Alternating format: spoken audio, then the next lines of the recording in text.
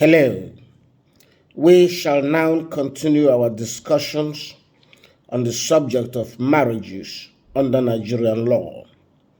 And again, we shall use the case of Yul Edochie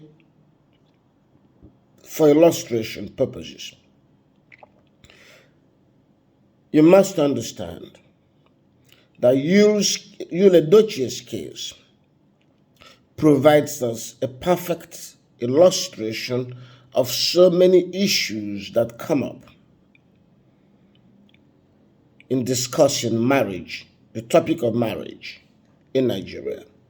Nigeria is one of the most difficult countries when it comes to understanding the laws that regulate marriages. And when I make these broadcasts and give these lectures, many people wrongly think that I am addressing Yul Edochie. No, some even think wrongly that I am hoping that Yul Edochie will engage me or that his wives will engage me. Nothing like that.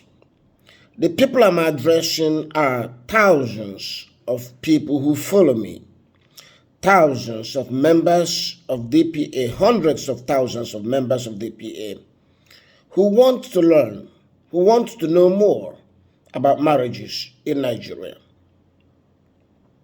In fact, Yul Edochie's case has provided a perfect example.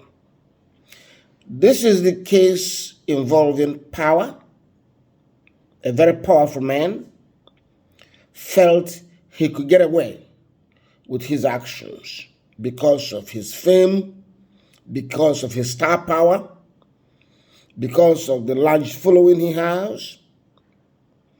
Also, his case touches on the conflict, the tensions between the cultural practices, customs of the Igbos particularly, and the written laws of Nigeria.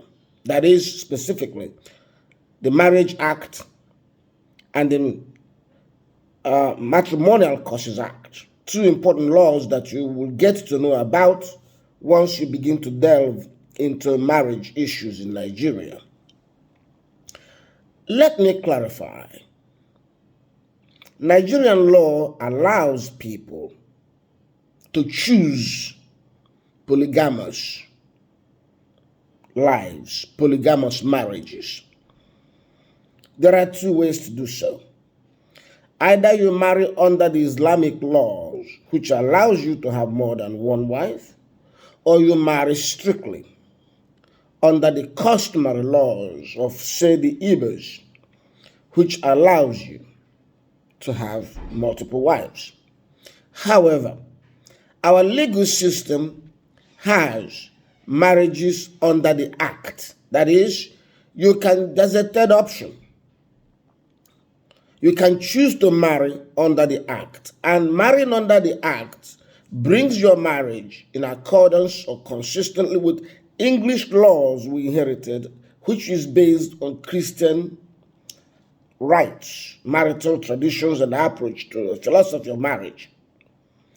If you choose to marry under the Act, either because you went to marriage registry, or because you married in a church that is licensed to celebrate marriages under the Act, if you choose that, then you have chosen monogamy. You have chosen not to have polygamy. Once you have made that choice, it's not easy to wake up one morning and say, okay, I'm now polygamous. That was the mistake of Yul Edochie. Yul chose the English law tradition of monogamy by marrying under the Act. Once he married under the Act, there are consequences. When you marry under the Act, you can't have a second wife, and you can't commit adultery without consequences. Many people thought that, okay, you can marry one wife under the act and then go ahead and marry another wife under the customs. They thought that as long as the two wives are not married under the act, you're okay. That is nonsense. That is fallacy. Once you're married under the act, you can't have a second wife. And let me also tell you this.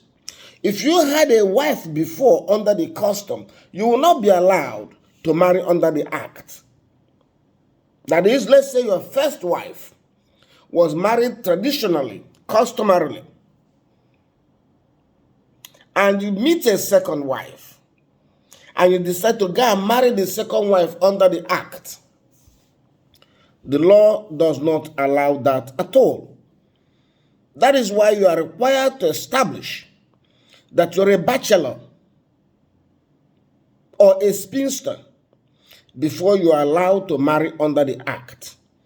Because marriage under the act precludes polygamy.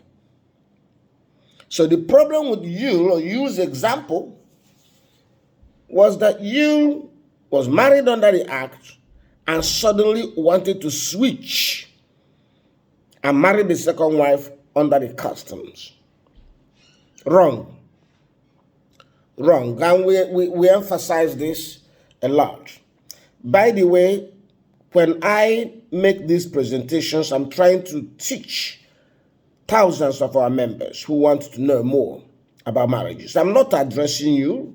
I'm not addressing me. I'm not addressing Judy Austin. I believe they have lawyers.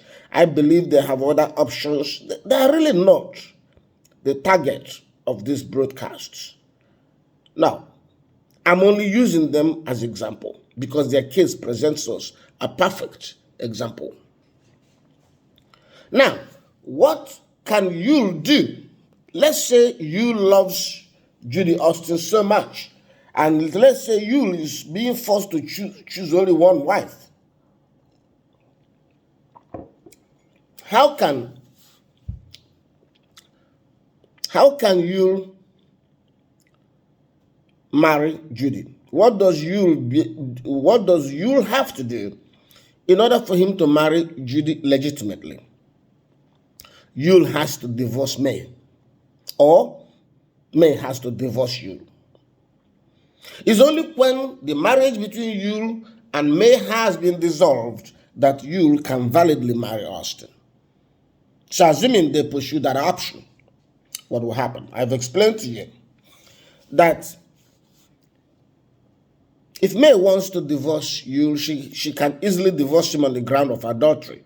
It will be very easy because adultery, though only one of the grounds for divorce, is one of the most powerful grounds. Because once you can establish adultery, you do not need to wait for a period of separation in order to divorce.